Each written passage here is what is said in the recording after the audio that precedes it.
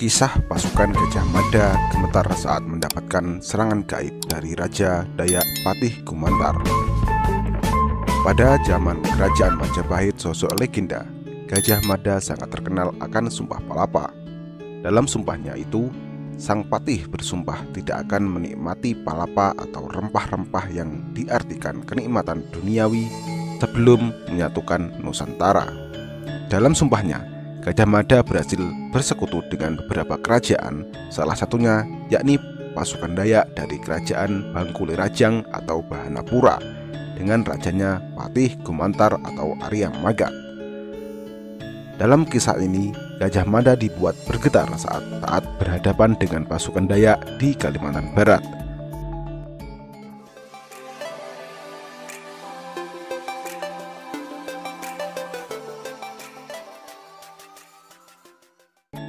Peristiwa itu terjadi pada masa pemerintahan Raja Arya Magat yang diperkirakan terjadi antara tahun 1340 sampai 1360 Masehi. Konon, ketika armada pasukan Gajah Mada bersandar di pelabuhan Pontianak, prajurit Sandi atau Bahanapura mengetahuinya dan melaporkan kepada Baginda Raja Arya Magat bahwa armada pasukan Majapahit telah bersiap untuk menyerang Bahanapura. Mendengar hal itu, Raja Arya Magat menghimpun seluruh pasukannya untuk melakukan ritual mangkok merah dan mengedarkan mangkok itu kepada kepala suku Dayak Kanayan, Dayak Bakati, Raya, dan Manyadu. Mendapatkan mangkok merah dari Raja Arya Magat, sub-sub suku itu bersatu memperkuat pasukan Bahanapura.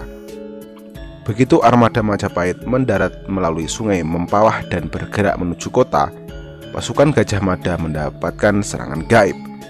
Teriakan dan pekikan misterius bersahut-sahut dari balik hutan tak hanya mengerahkan prajurit manusia, tetapi juga arwah para leluhur mereka yang juga ikut berperang.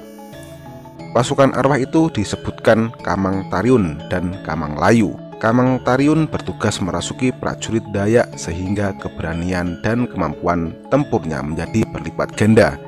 Sedangkan Kamang Layu bertugas merasuki pasukan musuh sehingga menjadi lemas dan gemetar kehilangan nyali. Pasukan Majapahit yang terkenal pemberani tempur menjadi kehilangan nyali.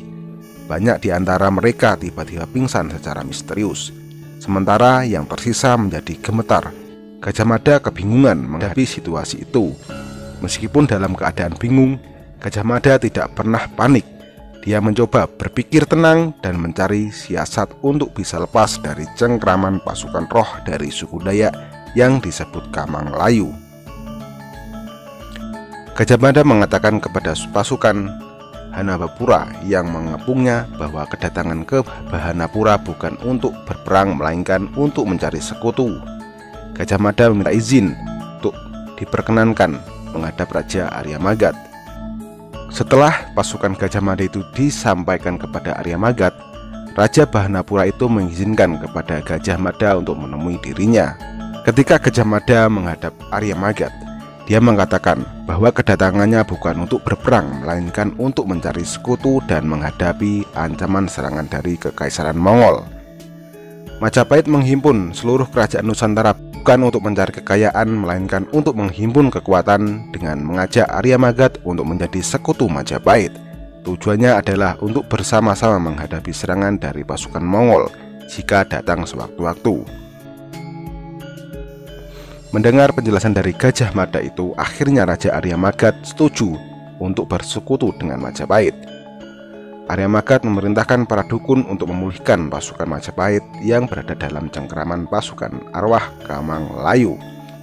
Setelah para dukun ritual memanggil pulang arwah Kamang Layu, semua pasukan Majapahit pulih kembali seperti sedia kala dan tidak ada satupun prajurit Majapahit yang mati di tempat itu. Dengan hal itu, Gajah Mada menjadi takjub. Gajah Mada kemudian meminta bantuan pasukan Arya Magat untuk memperkuat pasukan dalam menaklukkan Sarawak.